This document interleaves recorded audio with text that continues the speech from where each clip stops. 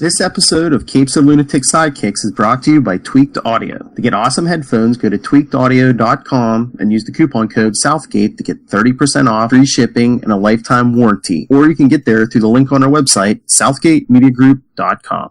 I'm Kelly Thompson, and you're listening to Capes and Lunatic. No! Can we at least get a DC person? I know. Well, tell a DC person to join us because, if you couldn't tell from the music, this is Comic Capers. I am Phil. That is. Hey y'all, it is Lilith Hellfire. What's up? And we're finally making good on our threat to do the big Batman No Man's Land special. Brought to you by our old favorite Gotham podcast.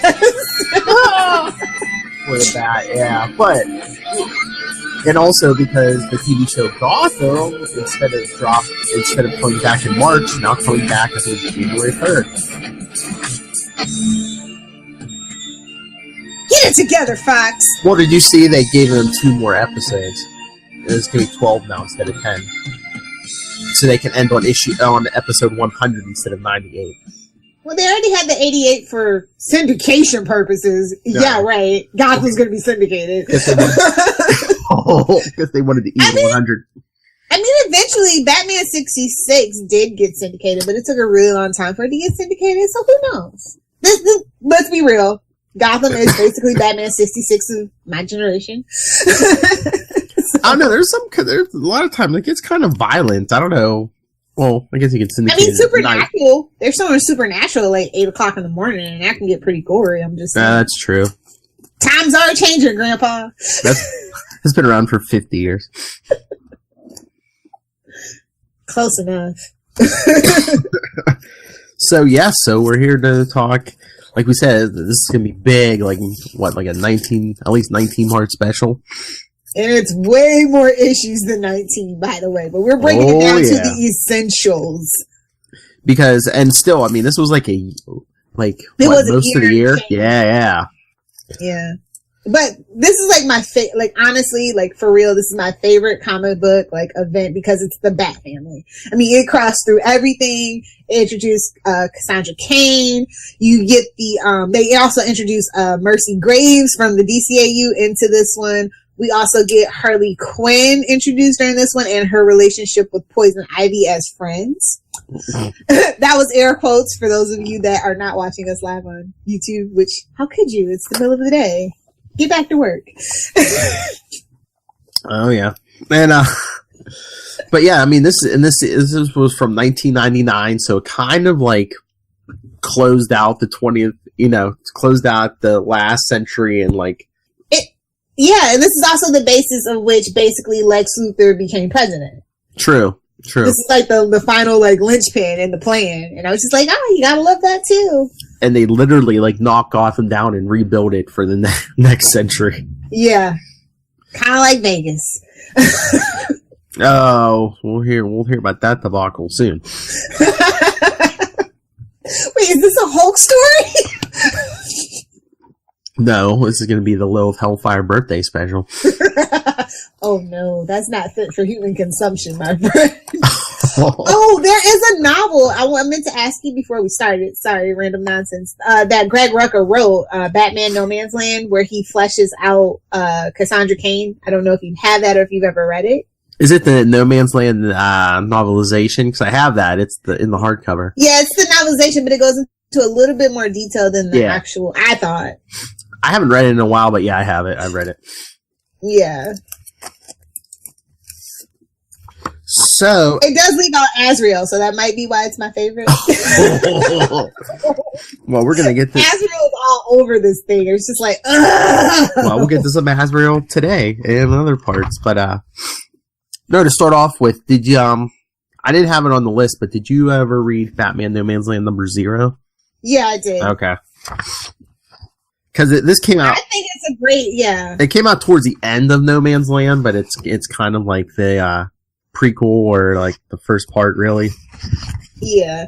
But, like, let's be real. Gotham had gone through, like, what, 3 things. It wasn't only just, it was, like, contagion, and then there was something else, and then there was something else. So this is, like, the earthquake that causes them to be separated is, like, the final straw. Oh, yeah, it's, like, 2 plagues, and then this, like, what was it, like, 7.6 earthquake hits? It was Cataclysm, Contagion, and Legacy. So it was just, like, everything is just, like, you know what? I just thought about it. Batman Ninja is basically No Man's Land in feudal Japan. Oh my god, like I literally just... Okay. Yeah. But anyway, yes, that's how No Man's Land starts. This giant earthquake hits, knocks down most of the city, and thanks to people like Nicholas Scratch, we'll get there. Basically the government, like, blows all the bridges, you know, like Dark Knight Rises. Yeah. It just says everyone who's getting out, and then that's it. Then it's no longer part of the United States. Or to put it in temporary terms, like the first purge. Get your theories, get off Staten Island, let's go. We're building a wall around Gotham. At least that, you know what? Gotham is very small, so it did work. It was very proficient. Oh, they landmine the river and stuff. Oh, yeah. Actually, it would be more akin to North Korea, probably. Yeah. Yeah, I guess. But I guess nobody wanted to spend however many billions it would take their trillions to rebuild Gotham.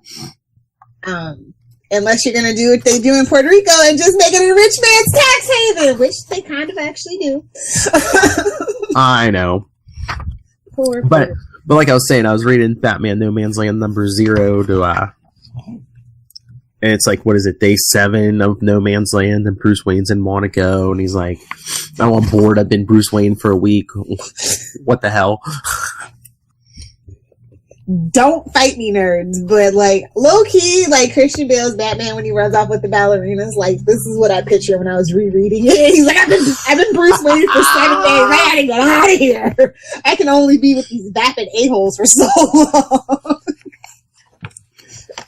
Then you get the Huntress trying to maintain order in Gotham because she didn't run away.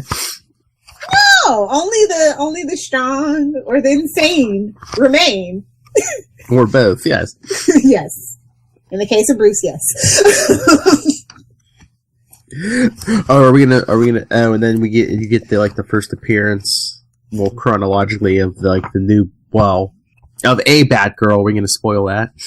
Yeah, I'm just gonna go ahead because like I do love Cassie. So we got our third Batgirl finally. Well, before Cassie, I mean. Oh, wow. Yeah. I guess Huntress is trying to seek Batman's approval, so she puts on the suit first. Because that was a big mystery for the first couple months. Yeah. I always forget that. It's just, like, kind of obvious. But, like, I wouldn't put on the Batgirl suit to save my life in this particular contingency. Like, no, in this particular continuity, no way. Yeah, well, I think at least in the beginning of No Man's Land, she was like, well, the city needs the Bat, and if he ain't coming back. True. Because they kind of like played with that mystery, because like one arc they would have like this new mysterious Batgirl, and then the next arc it's like, oh, here's Huntress.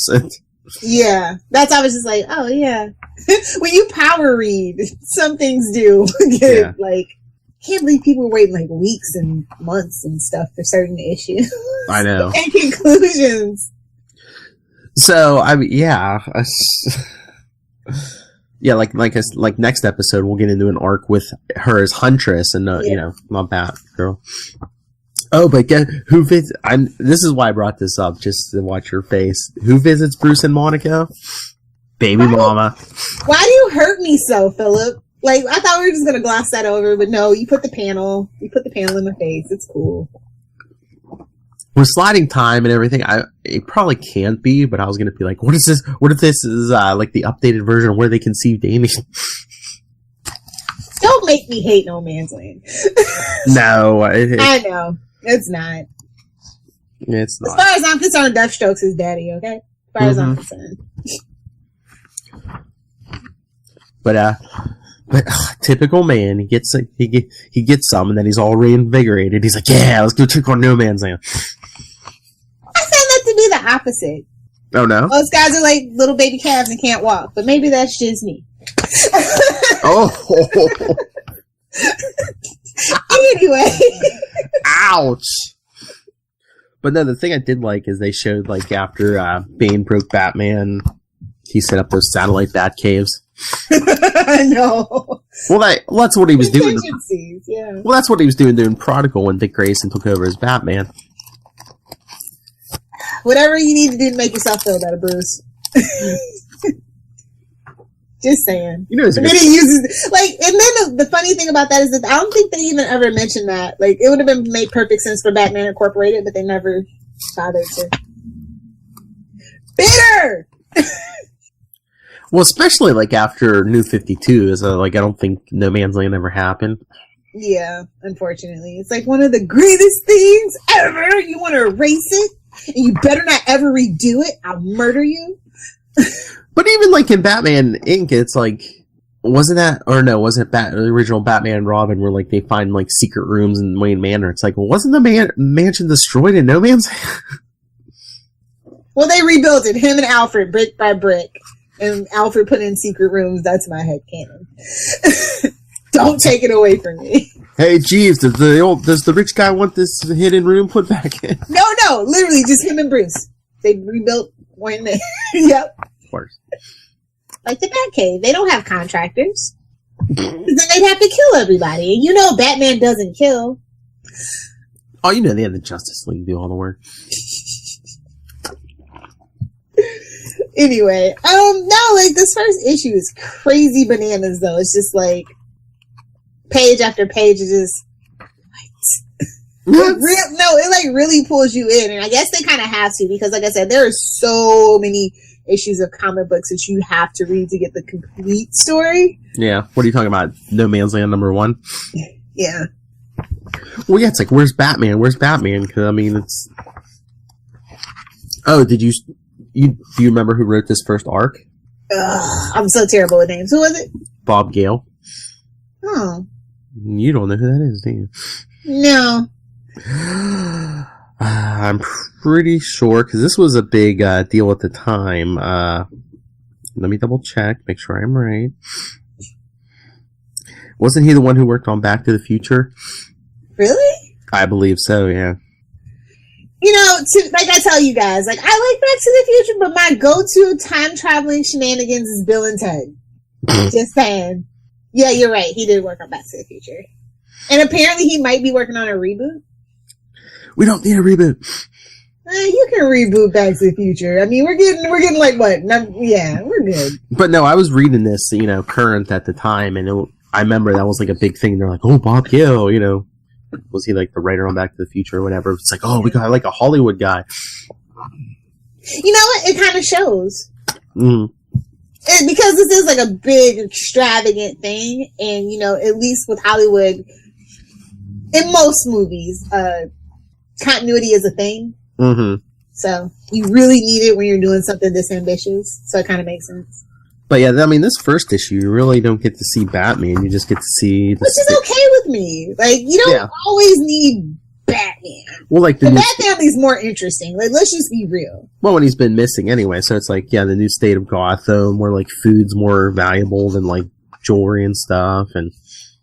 Well, not for nothing. We're like 3 years away from that. So stock up, preppers, and hoard toilet paper. Hoard it like gold, because it just might be. That's a supernatural reference from a good family. Todd.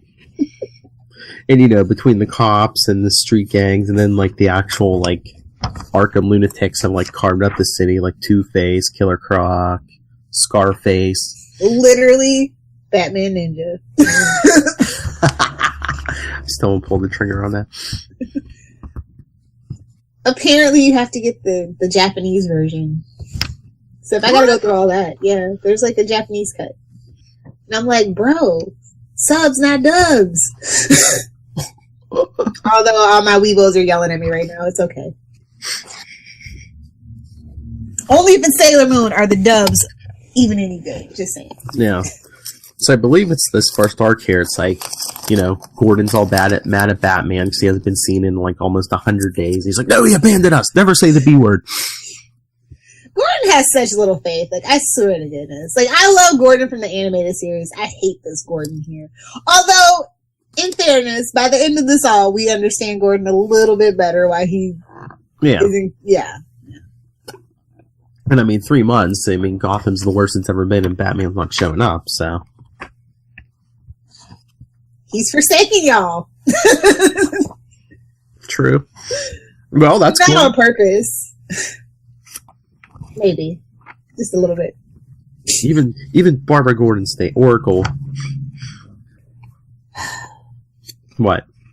I don't know. Like this, the Oracle was kind of a reach during No Man's Land for me, just a little bit. When I was initially reading it, I have a better appreciation for it now. But I was originally reading, I'm just like, really? Can we just not mention Oracle? She makes me sad. Yeah, but wasn't she better as Oracle than they shouldn't have brought her back as Batgirl? You know what? I did like the fact that she kind of like matured and found like her purpose, and I kind of am sad that they took that away from her. But I feel like a new generation, like as much as I don't like Batgirl or Burnside or whatever, I can appreciate what that did for like the younger girls. It did like she was a really good seller, and that's why they kept her, that Batgirl or Burnside, into the Rebirth instead of going back to what they originally wanted to do. So, you know, I mean, Barbara Gordon, that's a name. I get it. I mean, it seems like they're kind of dialing that back a little bit, but I mean, I wouldn't know. I haven't read a Batgirl or Batgirl and the Birds of Prey book since issue 13, I want to say, of either book. Yeah, I was out on it for a while, but then I jumped back on, like, what was it, 25? Maybe it can get to 100. Maybe. I think a lot of if you're not Wonder Woman and you're a female-led title, you struggle to get to even 25. Look what happened to Starfire. And that was a good freaking book. Well, these days, too, because they renumber everything every time. It seems like every time a new creative team jumps on. You're never going to get anywhere. You're never going to have that 1,000 again. So. Well, that's like I was surprised. I saw an ad, I think, in this week's books for the new creative team on Aquaman starts with, 43? And I was like, oh, they're not renumbering? They know better. Like I said, Aquaman has been consistently great through New 52 and Rebirth. Oh, yeah. So it's been good, but I was just shocked that they didn't take this opportunity. They want to get to at least 50 probably before they renumber. I was surprised, though, with the movie coming out. They weren't good. They didn't want a nice, shiny new number 1 for when the movie came out. Not for nothing. Like I tell you guys, I love me some Jason Momoa, but I really feel like he was miscast for Aquaman, so maybe they know how the fans of the book feel. Movie fans and comic book fans on this definitely diverge, so maybe that's why they're not. Oh, they put him in the beard in the comics. Yeah. Again. Well, he's a precedent for that, though. Yeah. I was just like, we're gonna at least give him the harpoon hand. Like, as much as I hate it, it's like, we'll just give him the harpoon hand. Just do it. Anyway, we'll talk more about that on December 21st. Oh yeah, we'll have a big review. But yeah, so like we said, we get Huntress as Batgirl at this point. Why? Like, honest to God, like they should just do a real Batman show, and like it should start with No Man's Land. I'm just saying. Yeah. Hey. No offense to Gotham, I just really feel like they're not going to do it just. Like, Gotham's already been No Man's Land. Like, since those clones or whatever was happening. Like, I haven't, since we had 2 baby Bruces. Like, I don't know. Yeah. I feel like it's been No Man's Land since then. So I'm curious to what they're going to do, for 12 issues, or 12 episodes of No Man's Land. And then, we'll have a special on the final episode. Episode 100. Getting the gang back together. Yep. Kelly, Ty, hopefully. Little Hellfire. The unofficial 4th member. That's right, Ringo. Oh, ouch!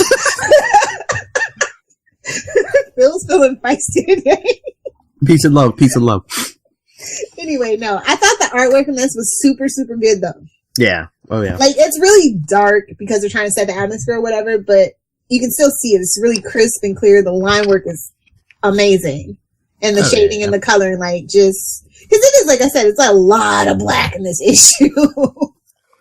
Oh yeah, this is the main arc. Yeah, it's Alex Maleev, who was, I think he did some work on Daredevil during Bendis's run. Oh really? Yeah, that's why I like this. Yeah, but this was before that, so he honed his dark and serious. Because that Bendis run was kind of like dark and serious. Oh yeah. But yeah, so it's like you got to get to part 3 before Batman even shows up. Like I said, which I'm okay with. Like as much as I like Batman, like I said, I think the Bat family is just all of the Bat family is more interesting than Bruce. And it's not even until like some like punks like attempt to throw Alfred off a bridge. Alfred stayed and Bruce Wayne couldn't stay. It kind of reminds me of the Robin War, honestly. Yeah, I know. He told Tim Drake and Nightwing and everyone, get out. So crotchety. Should have been like, why? You're not staying. I don't know though. Like I feel like they overexposed Huntress. I feel like Huntress is good in small doses, but she's just been so wildly ridden from one extreme to the next. It's just like small doses. Well, here they kind of used her as like a placeholder until Cassie came along. Exactly. I'm then just like, where's Stephanie? That's all I care about. And then we get the plot point of the gift that'll keep on giving in No Man's Land. Stay tuned. Jim Gordon helps start a gang war. And he gets his just desserts for that. Yeah. All 2 of them.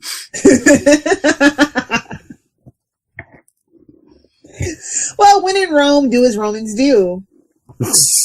Yeah, and of course he was honest with everyone. He was like, am I doing this so I could annex the territory my daughter's in? You bet your ass I am. It's what papas do, bro. It's what papas do. No, yeah.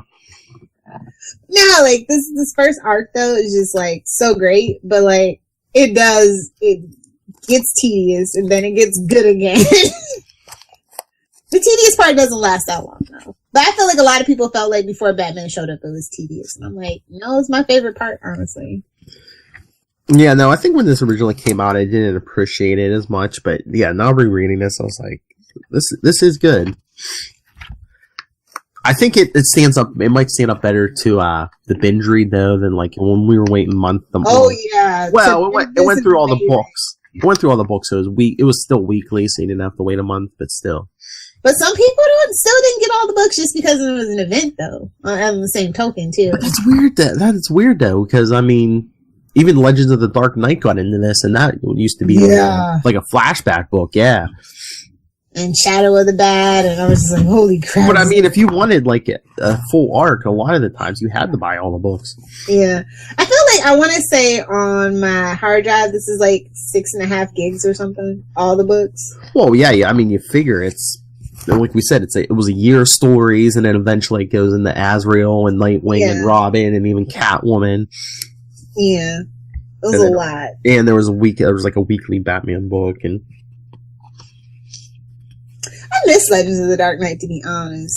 Yeah. I miss like World's Finest, and I just like stuff that's like different. Like I said, we don't have to be like so tied to this weird continuity that we have in Rebirth. Like I just want to do Elseworld tales and stuff like that. Yeah, like the first 100 issues of Legends of the Dark Knight. I mean, we should review some of those someday. But it's just, they were all like untold stories set in Batman's first year. Yeah, it kind of reminded me of the DC animated episode where they were doing the ones.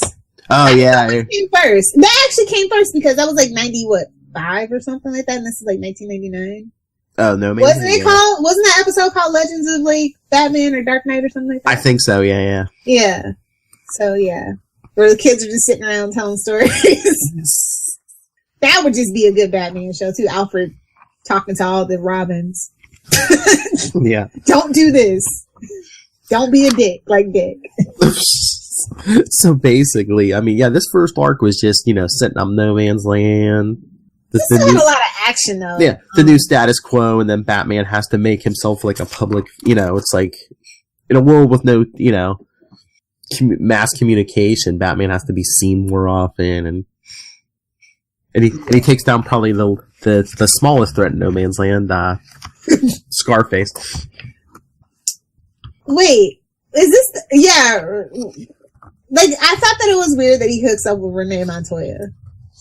Who? Oh no, that's Two-Face. That's Two-Face. Yeah. Scarface, yeah, he is the least. He's low hanging fruit. The ventriloquist in Scarface. That was just weird though, because he's just like threatening ventriloquist. He's like, "Say my name." It's like I would have substituted Calendar Man, to be honest.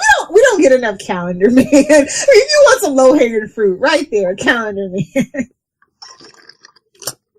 I know they had a thing for like in the '90s for ventriloquist and Scarface. It's because of the TV show. That one episode was really highly rated of the Batman animated adventures. But even before that too, I swear they like from like the early '90s on, they had some kind of whoever's writing it. There's a lot of fangirl and like Easter eggs and stuff in this one for sure. I mean, how could you not? If you have such a huge like magnum opus basically to write, why not go for it? Mm-hmm.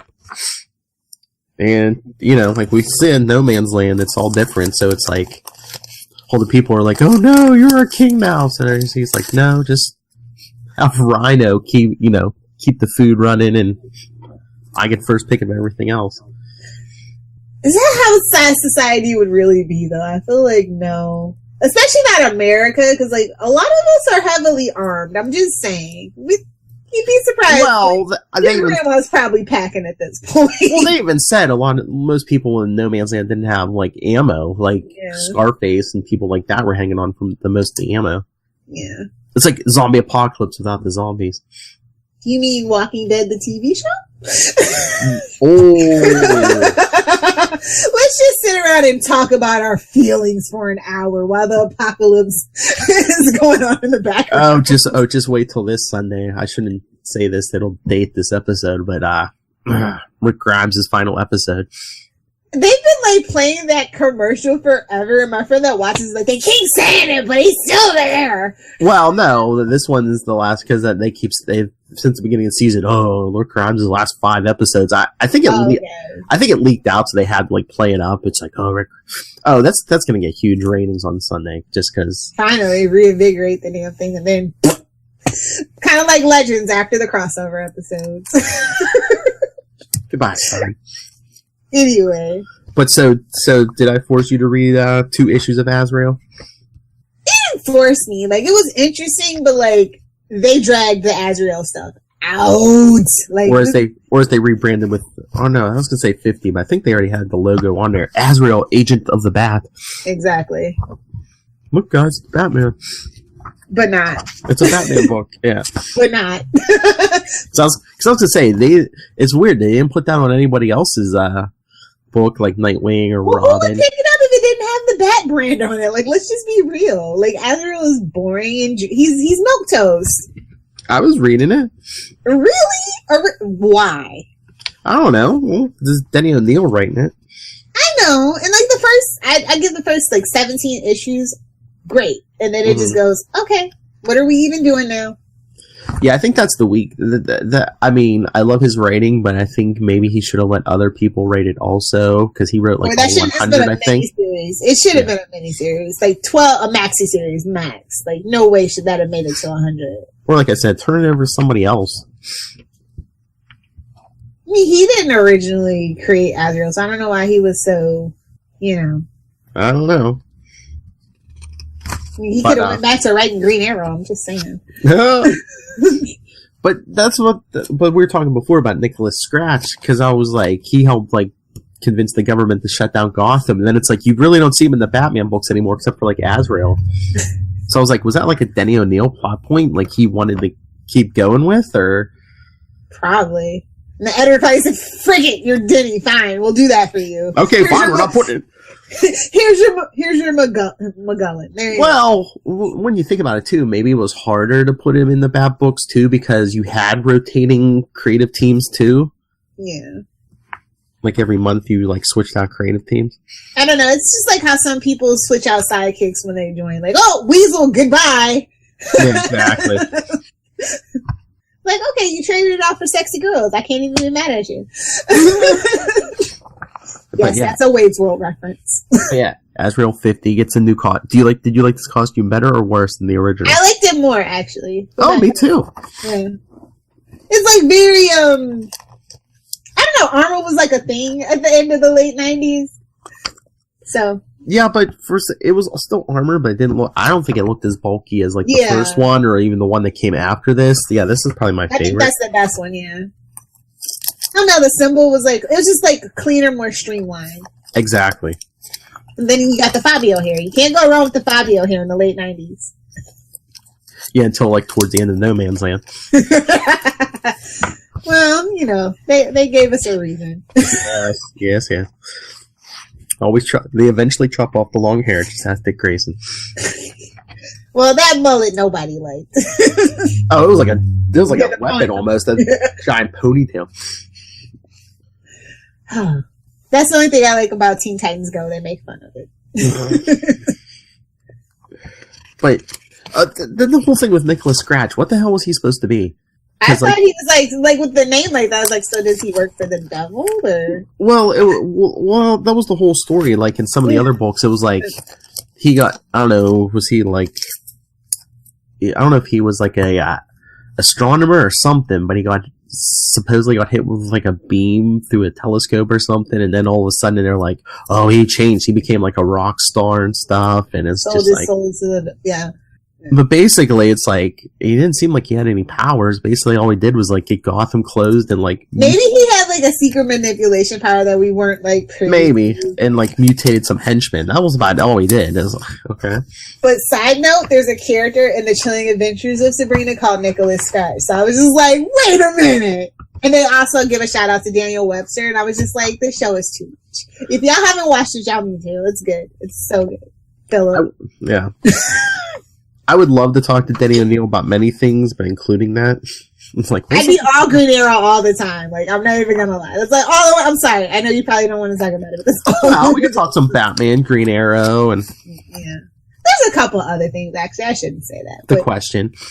Yes, and it's like, okay, if I pitch a question show, can you be the showrunner? Are you available? That's all I need to know.